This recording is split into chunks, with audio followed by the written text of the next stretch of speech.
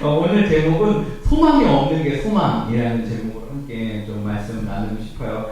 여러분 묵상 계속 같이 하고 계시죠? 묵상에 보면 지난 바로 전에 나눴던 말씀을 바울이 오라 나는 곤고한 사람이로다 라고 얘기하잖아요. 생명의 법을 따르고 싶은데 내 안에 이 육신의 죄의 모습 때문에 막 그 갈등하는 모습을 이렇게 그려냈는데 저는 그게 그리스도인의 모습이라고 생각하고 우리의 모습이라고 생각해요. 그러니까 예수님 만나면 그런 거죠. 내가 예수님 만나고 이제 막 예배에서 은혜 받았어. 그럼 내 안에 나쁜 생각도 안 들고 막 화나는 감정도 없고 그러면 얼마나 좋겠어요? 그래서 내 옆에 있던 누구가 아니면 직장 상사가 동료가 나한테 막 틱틱 찌르는 말을 해도 예수님 만나고 나면 그러셨냐고 하면서 내가 막 이렇게 섬길 수 있으면 애가 막 찡찡대고 막 1시간은 아무 찡찡대도 내 안에 평안함이 늘 유지되는 거예요. 그래서 우리 아이 오는구나 이러면서 안아줄 수 있다면 얼마나 좋겠어요. 배우자가 이렇게 마음을 막 이렇게 좀 힘들게 할 때 우리 배우자 얼마나 힘들면 저럴까 내가 더 품어줘야 하는 마음만 막 생긴다면 좋겠죠. 예수님 만나게 그런 거라면 바울의 그런 고민이 없겠죠. 근데 우리는 살아봐서 알잖아요. 그럼 둘 중에 하나잖아요. 내가 예수님을 만났는데도 그런 고민이 있거나 아니면 내가 예수님을 안 만났거든데 우리 예수님을 만났는데 그런 고민이 있는 거잖아요. 아까 말씀드렸던 것처럼 저는 그게 실제 그리스도인들의 삶이라고 생각해요. 그리고 그게 우리의 삶이고 그게 도전이 된다라고 생각을 해요. 더더욱 큰 도전이 되는 건 차라리 예수님 만나서 그런 나쁜 마음에 안 드는 게 아니라 오히려 그냥 나쁜 마음 가지고 살 수 있으면 또 편하잖아요. 그러니까 포스트 모더니즘 그리고 상황률. 그러니까 내 마음이 맞으면 맞아. 그리고 내 마음대로 해도 돼. 이게 있으면 되는데 우리는 그것도 못해. 그리고 또 내 마음에 어려운 갈등도 있어.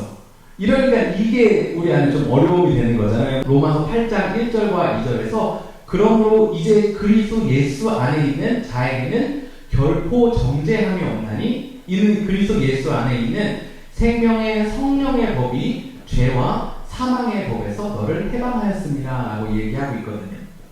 그러니까 예수님 믿는 게 우리 삶 가운데 자유함을 주는 건데 이 자유함이 어떤 건지에 대한 고민이 끊이지 않는 게 우리의 모습이라는 생각을 했어요. 제가 한국에 있을 때는 불법돌이였거든요. 그러니까 무슨 얘기냐면 제가 대학교 1학년 때부터 너무 운전을 하고 싶어서 운전면허를 따서 막 차를 몰고 다녔거든요. 근데 그때는 운전에 대한 이런 어떤 기능적인 스킬만 있었지 이거에 대한 두루 제너럴한 지식이 없는 거예요. 그래서 맨날 그 한국에 거주자 우선 주차 지역이라고 있거든요. 학교에 차를 가지고 가면 주차할 데가 없으니까 거주자 우선 주차 지역에 차를 대고 수업 끝나고 오면 차가 없어요. 맨날 내 차가 어디 갔나 보면 홍제역 견사무소에 맨날 차가 나 있는 거예요. 그리고 신촌에서도 영화를 보고 나오면 그 가운데 노랗게 줄 서놓고 차 대지 말라고 돼 있는데 신촌에 찾을 데가 없고 가운데 딱 비어 있으니까 애들하고 차 대고 무단횡단해서 영화 보고 나오는데 차가 없어요. 그럼 내 차는 어디냐? 홍제역 견사무소에 가 있는 거예요. 맨날 과속 딱지 맨날 끊고 이게 돈이 막 내야 되는 벌금이 너무 많은 거예요.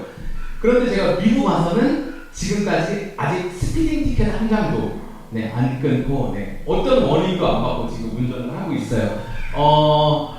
이게 그러니까 여러분들은 어떨지 모르겠지만 저는 그럼에도 불구하고 아직도 운전하는데 뒤에서 그 경찰 그 등이 빡 켜지면 좀 긴장하고 깜짝 놀라거든요.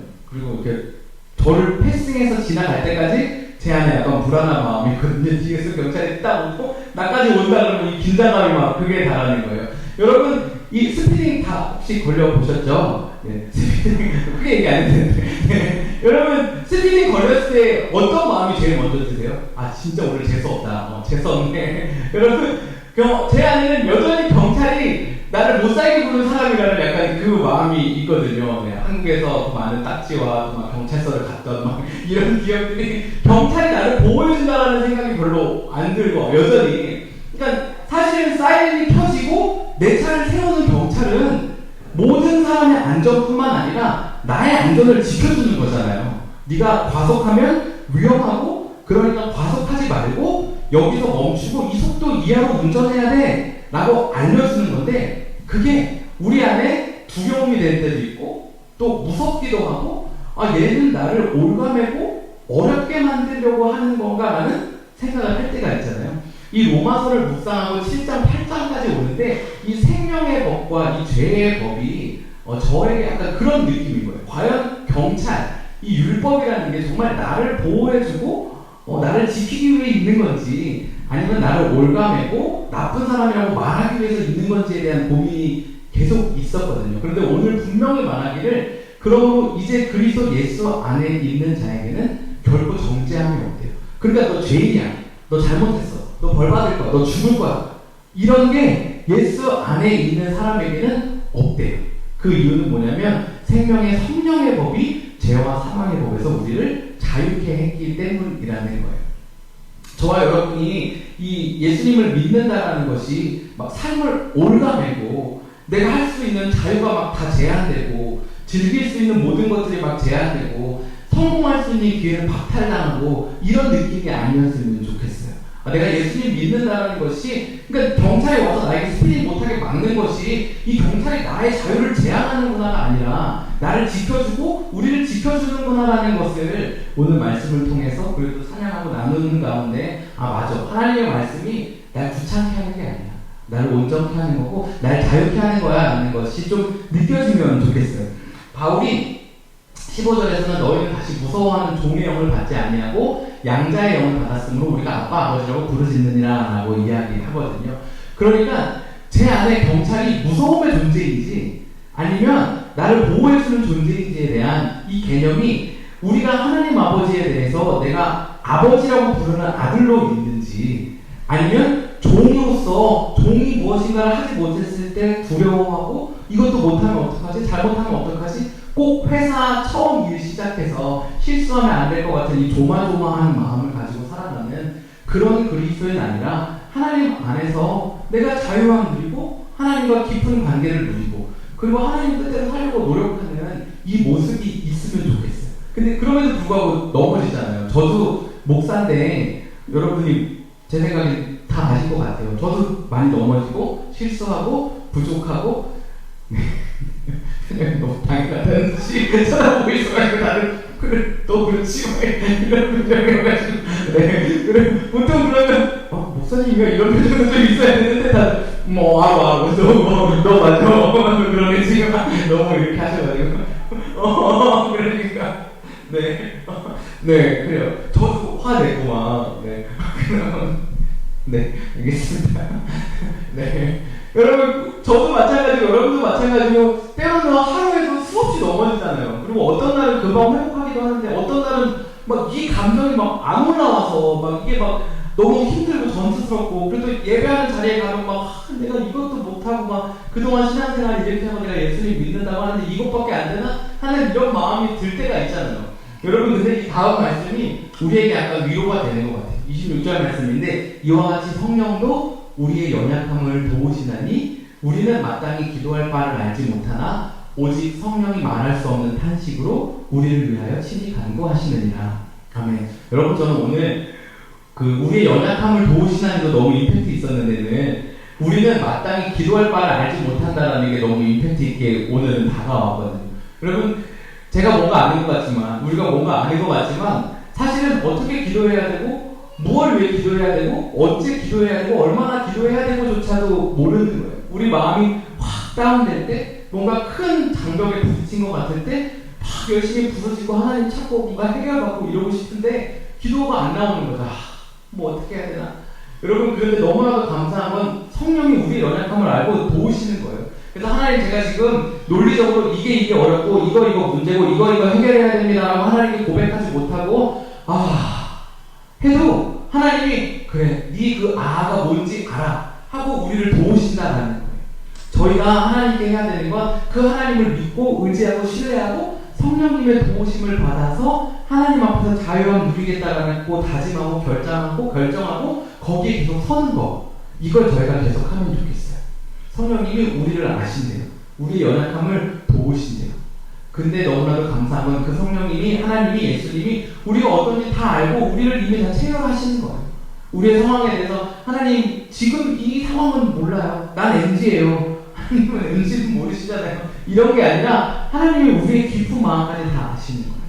오늘 시간도 함께 찬양하고 기도하고 싶은데 찬양하고 기도할 때 하나님 이런 나의 모습도 아시죠? 라고 좀 고백하고 그런 하나님 안에 내가 좀 거하고 싶습니다 라고 함께 고백하면 좋겠습니다. 세상에 사는 듯이 주님을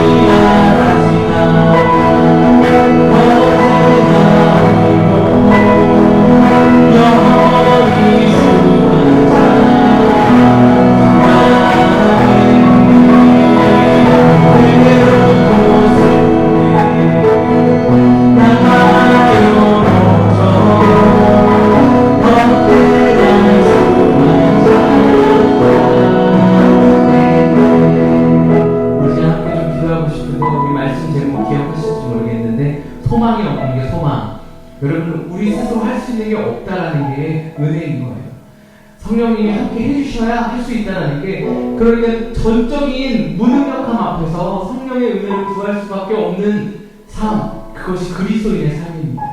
여러분, 혹시나 우리 삶 가운데 내가 할 수 있는 거지, 내가 할 수 있지, 내가 해야지 하는 이 마음이 있으면 계속 무너지는 거예요. 그리고 계속 좌절하는 거예요. 그리고 계속 정죄하는 거예요, 스스로를. 그리스도인이 왜 이것도 못해? 못해요. 성령님 없으면, 우리의 연약함을 도우시는 성령님이 없으면 우리의 감정 하나 마음대로 할 수 없는 게, 흘러가는 생각 하나 멈추고 다시 가게 할 수 못하는 게, 그게 저고 그게 우리라는 거예요. 여러분, 이 시간 좀 기도할 때